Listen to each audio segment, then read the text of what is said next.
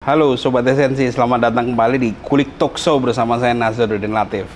Kulik Talk Show kali ini kita kedatangan tamu. Langsung aja, siapa nih tamu kita? Halo Mas Nazar. Halo. Perkenalkan, saya Ari Utami, saya Program Manager Climate Justice dari Indonesia Cerah. Indonesia Cerah. Terima kasih undangannya Mas Nazar. Terima kasih kembali. Saya Sudah siap dikulik. Terima kasih sudah datang. Kalau ini namanya ngeri juga nih, Climate Justice. Apa sih Climate Justice sebetulnya? Climate ya, kalau bahasa Indonesianya keadilan iklim. Ya. Apa sih iklim? Apa sih? Ya. Kenapa harus adil gitu kan? Ya kan? Ya.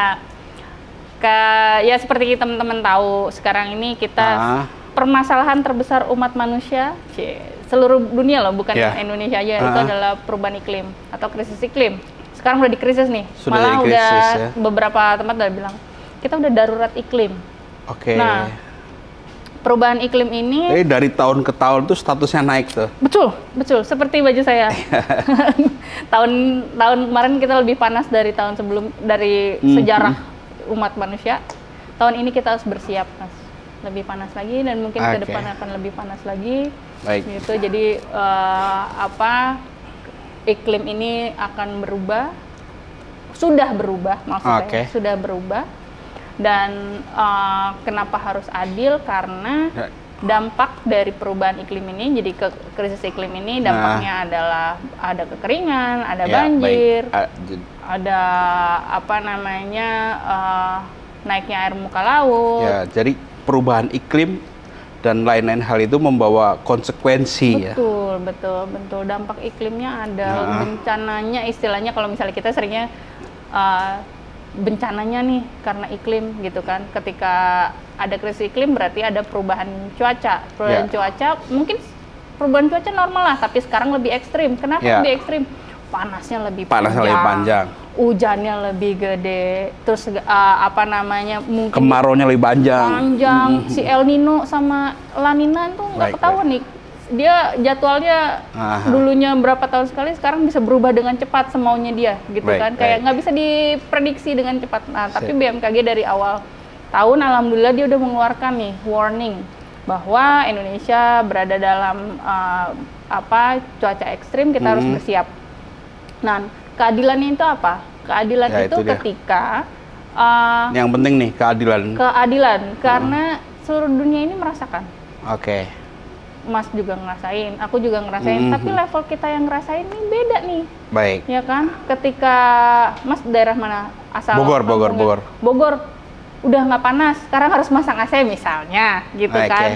Terus kalau teman-teman kita di Pekalongan, kampungnya udah kena rob, udah nggak bisa diapa-apain lagi, rob naik udah nggak turun-turun lagi dia, gitu kan. Nah terus di beberapa tempat, misalnya di pulau-pulau kecil, negara-negara kepulauan kecil, nah pidatonya aja udah di tengah laut nih, gitu kan. Jadi apa yang dirasakan kita kalau misalnya cuman kayak orang masang AC doang udah selesai masalahnya dia, yang lain tempat hidupnya udah. Jadi masing-masing orang, masing-masing daerah itu punya efek yang berbeda-beda. Betul. Ada yang buruk efeknya, kayak rob, tempat tinggalnya hilang gitu ya. Ada yang cuman kipas-kipas doang udah selesai, katakanlah begitu ya. Betul. Padahal yang data yang kita punya adalah orang yang mengemisi paling kecil, dampaknya yang paling besar. Oke. Para petani emisinya apa sih? Nggak kecil banget, tapi dia berdampaknya dia nggak bisa punya penghasilan. Dia gagal panen, dia jadi ngutang karena gagal panen segala macam, dan itu hidupnya dia yang berubah gitu kan. Padahal mereka pengemisi, dia mobil jarang, mobil nggak punya, terus jalan-jalan juga jarang, emisinya kecil, tapi mereka yang terdampak sangat besar. Nah ini kita harus punya keadilan di sini. Sementara yang menyumbang emisi besar kadang-kadang punya dampak kecil ya. Kayak gitu. Jadi mereka masih punya privilege lah. Anak-anak sekarang bilang, privilege loh, anak urban sama anak daerah kan karena iklim itu, gitu kan. Dan yang kita rasakan di Jakarta sama di tempat-tempat lain juga berbeda, begitupun di dunia lainnya. Jadi kita harus mempunyai keadilan yang bukan cuman bilangnya keadilan itu kalau misalnya dikasih satu nggak harus satu semua. Baik. Ya kan, harus sesuai apa yang dia butuhkan. Ya. Ketika keadilan itu terjadi, apa yang harus dilakukan sebuah negara? Sebuah negara harus mempunyai kebijakan yang melindungi siapapun manusia yang ada di Indonesia ini. Masyarakatnya, dari yang punya duit 500 sampai duit 5 miliar itu kan harus dijaga dalam iklimnya gitu. Jadi kebijakan yang baik dan adil untuk semuanya itu harus dilaksanakan sekarang. Misalnya keadilan dalam keadilan dalam mempunyai informasi tentang apa sih itu krisis iklim itu. Permasalahan krisis iklim itu apa? Dari mungkin 10 tahun lalu kita nggak diajarin sini ya perubahan iklim, tapi yang kita udah ngerasain cuaca ekstrim, terus kita udah ngerasain dampaknya. Nah, keadilan iklim ini kita bagaimana pendidikan tentang iklim ini harus dipunyai semua masyarakat Indonesia. Ya kan? Bagaimana orang-orang ngerti bahwa ke depan ini cuaca akan lebih panas, apa yang harus dilakukan? Apa mitigasi yang harus dilakukan ketika rumah lo akan kekeringan atau tanaman yang akan lo tanam ini nggak akan tanam karena panasnya lebih panjang. Jadi kadang-kadang kan kita cuma merasakan bahwa apa yang kita alami bencana, misalnya kekeringan, panas, dan sebagainya, itu sesuatu yang terjadi begitu saja. Tapi sebetulnya kan ternyata ada sebabnya gitu ya, kira-kira begitu ya. Dan Indonesia suka lupa nih kadang-kadang. Ya kan, lupa nih kita kemarin banjir panjang, lupa dimitigasi besokannya, adaptasinya seperti apa. Jadi keadilan ini adalah hal yang terpenting ketika kita mau memajukan ekonomi. Sekarang ada yang namanya green economy, yang kayak gini kan. Green economy apa? Kembali ke kalau misalnya kembali ke alam lah ya, harus lebih perhatian bagaimana pembangunan lebih hijau, pembangunan lebih tanggung jawab pada lingkungannya seperti apa gitu. Dan solusinya sebenarnya sudah ada. Solusinya udah ada, bagaimana kita menjalankannya. Mau solusi yang benar-benar menuju Indonesia 100 tahun ke depan, atau cuman kita mau berhenti nih sampai 2045 gitu kan. Baik. Yang tadi soal green economy itu, green economy kan ya ada beberapa perbincangan belakangan ini ya, setelah itu kemudian. Tapi praktiknya kan belum masif gitu ya. Karena misalnya green economy itu cuannya belum gede atau apa, itu gimana sebetulnya ininya? Cuannya belum gede mungkin karena kita masih terkungkung dalam skalanya masih kecil gitu ya. Masih kecil, demand-nya juga masih kecil. Pengetahuan tentang bahwa ini akan menjadi suatu tren di masa depan nih harusnya udah diketahuin sama para ekonom bahwa ini sebenarnya arahnya kita ke sini. Kalau misalnya sekarang Mas, kalau kita jalan-jalan cari makannya yang suasana pedesaan itu akan lebih mahal dan lebih ini kan daripada yang udah tren-tren gitu kan. Jadi kan sekarang udah kembali ke alam, kembali ke desa atau lebih rendah emisi adalah sesuatu yang dicari sama teman-teman Gen Z, ya kan. Terus udah ada tren thrifting segala macam, dan itu kayak green economy ini akan menjadi hal yang wajib dilakukan di setiap negara. Ketika kita shifting dari ekonomi ekstraktif yang dalam permasalahan pertambangan segala macam, kita kan harus shifting nih. Shifting ini harus dilakukan ketika kita mau ekonomi kita ke depan lebih baik, karena itu udah diprediksi bahwa kalau misalnya kita nggak shifting ya udah lo lebih berbahaya dah ini lo ekonomi. Dan ketika green economy ini dilakukan adalah ketika banyak orang sudah mulai terpapar bahwa ketika Anda menuju ke ekonomi yang lebih baik atau lebih hijau, itu akan menjadi nilai ekonomi lebih tinggi gitu kan. Terus kalau misalnya dengan bantuan kebijakan-kebijakan tentunya, kebijakan-kebijakan pemerintah yang berpihak untuk ekonomi yang lebih baik. Ketika misalnya lebih dimudahkan dalam kebijakan energi terbarukan.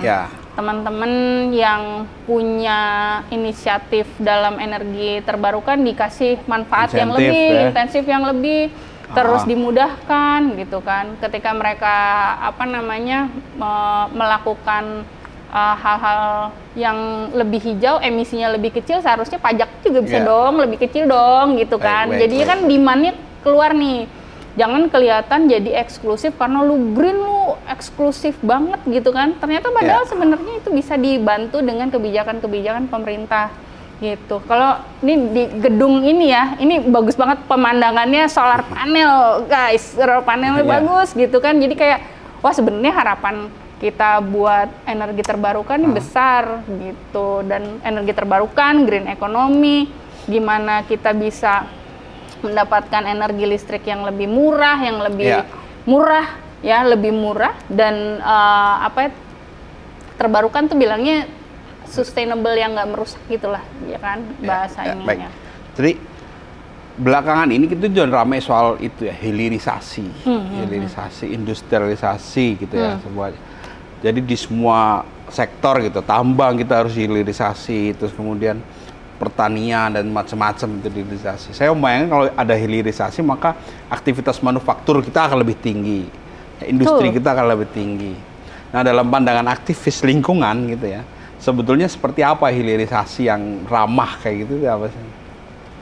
Hilirisasi yang ramah itu adalah hilirisasi yang sesuai dengan hukum lingkungan, manajemen lingkungannya baik gitu kan. Terus keselamatan masyarakat sekitarnya juga baik gitu kan, hak-hak dasar manusianya dari hulu sampai hilir ini terjamin gitu kan. Hilirisasi yang saat ini terjadi ini baik untuk peningkatan ekonomi, ya kan? Idenya bagus nih. Tapi hilirisasi yang sampai mana nih? Sampai kita cuma naikin harga ekspor doang atau hilirisasi sampai kita bisa mengekspor barang jadi misalnya, atau bisa